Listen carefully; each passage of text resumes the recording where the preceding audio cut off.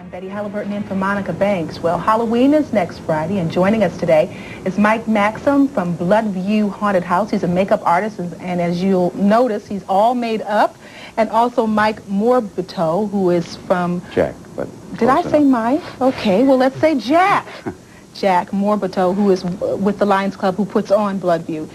Welcome to 43 Focus. Well, thank you for having us. Do you talk? Oh, yes, I do. Okay, good. And first off, I'm just amazed at his makeup, and so I'd like to know, what are we exactly going to expect at Bloodview? You expect a bunch of actors in the full makeup effects just coming at you full force, just giving you your money's worth. Mm-hmm. And this is a fundraiser. This is a fundraiser. There is 2 cops that get paid there. Everybody else donates their time. Over the last 17 years, we've worked it out that the students and adult actors have donated in the Lions Club and the Lioness Club has donated over 112,000 hours to this project. It's fun, or they would never do it to that magnitude. It's been going on for 17 years, and it's just a whale of a good time. You mentioned that there are a lot of volunteers. The Lions Club, the money that's raised through this, where does it go? We donate to a whole host of activities. The primary focus of the Lions Club is to donate to eye research, eye surgery, free glasses, and all that kind of stuff. In addition to taking care of eye research across the world, because Lions is an international organization, we're in 185 countries and 1.4 million people that are Lions, men, women, and children. We donate to the local high school, to the local youth programs, in the South Hills area. We donate to a Lend a Hand program, which is a food bank, clothing bank, to help families in need right up and down the line. Through last month, we donated a little over $402,000. So that's a lot. That's a lot. We're pretty proud of it. What we've done over the years is have a great time and help a lot of people, and that's not a bad combination. Do you get a lot? Do you get some folks who have reservations about haunted houses calling and asking, why are you doing this? Why are you scaring kids? And how do you respond? No, by and large, we don't get many of those kinds of calls. Haunted houses in Northeast Ohio are a pretty accepted thing. We're pretty fortunate that we happen to pick a parcel of land that sits right alongside the Ohio Turnpike. We have no neighbors. Any noise that we create just doesn't bother anybody.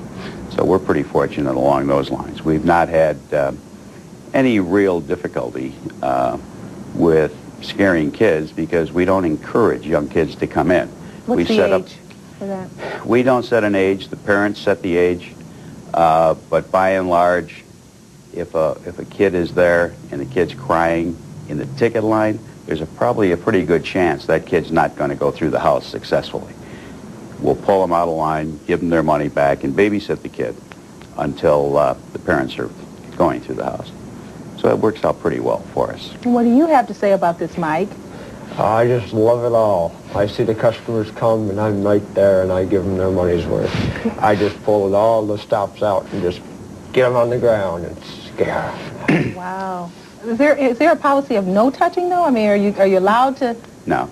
Our actors can touch. They'll touch your hair, touch your ears.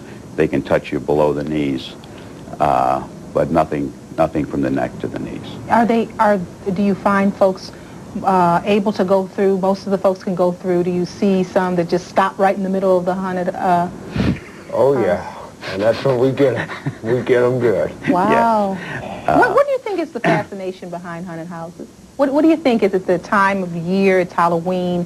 What do you think drives or draws, I should say, folks to haunted houses by the droves? I mean, what is it? The experience of the unexpected. They don't know what's going to happen once they get inside, and we do everything we can do to disorient them, from complete darkness to strobe lights to lots of noise. and we scare them at every turn. How much time are they actually in the facility? We're unique in that our act starts as soon as you get on the ground. And we have outside actors that go through and treat the customers, entertain the customers, harass the customers, and that all depends on which part of the spectrum you're in. Then they go through the house. And once they come out the back door, we do it again. We have another group of actors that attacks them again at the back door and takes them right off to the end of the property. Going through the house itself is about a 20-minute experience. It's about an hour's experience all the way through from starting in line to leaving the back door. And how long does it take for you to prepare for your particular part in this? Do you look like this every night of the haunted house? I change on a daily basis. Oh, you do? Yes. Okay. On average, it takes me about maybe an hour and a half to 2 hours to do a costume like this. Are you a professional makeup artist, though? You are? That's what you do? Yeah, I belong with the group that acts there, and, you know, we're self-taught and basically just experiment, but we thrive on professionalism. I can tell. A little arthritis in those little hands, huh? Oh, yeah. There are no masks allowed. No mask allowed. Okay. No, it has to be makeup. Okay. Little makeup there. Okay. We do the foam latex appliances, which is something similar to what I have on, which is pieces of foam that just get glued onto the face. Oh, I was wondering because the texture did look like it was mask material, but actually you just glue the pieces on or paste the pieces on, or? Yeah, you can sculpt your own pieces and then make the foam latex appliance so that it fits right to the face. Wow, and where'd you get that wig? It's my natural hair. Your natural. For those who don't know much about that organization, just tell us a little bit about it. Okay, the Lions essentially are, again, eye care. That's what we spend most of our money on. In our particular group, we have about 90 members in the Bloodview Heights Lions Club, and we go beyond just writing checks. We have a good time in October with the haunted house. In November, we sit down and we start writing checks to all kinds of organizations. We've gone beyond that now to where we go out and help families.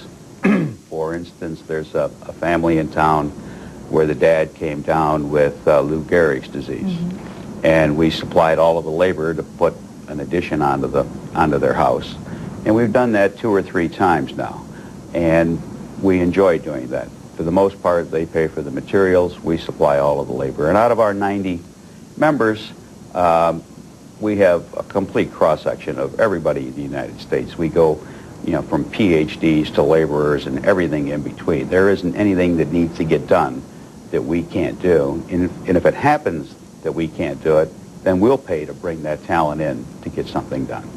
So it gives us a good feeling all the way around. How long does the haunted house run?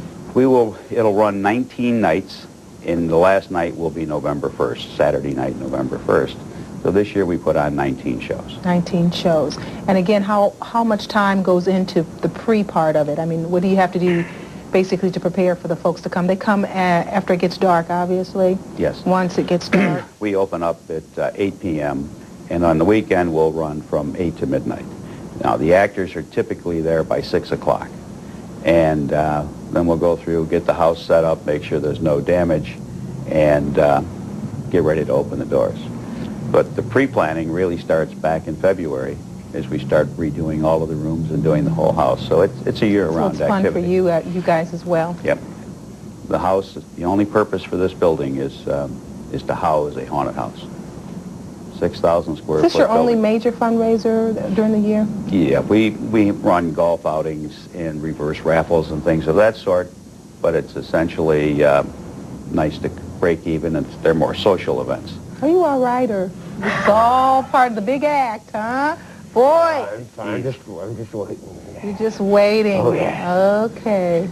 I can see the fear in your eyes. You can see the fear in my eyes. Well, I'm glad this segment is just about over. Thank you for joining us again. Absolutely, our pleasure, and anybody that comes out, we'll gladly scare them. Thank you. Don't go away. Spooky things can be very serious and shouldn't be taken lightly when it comes to children. Gary's guest will talk about ways to help a child who is really afraid. More when we come back.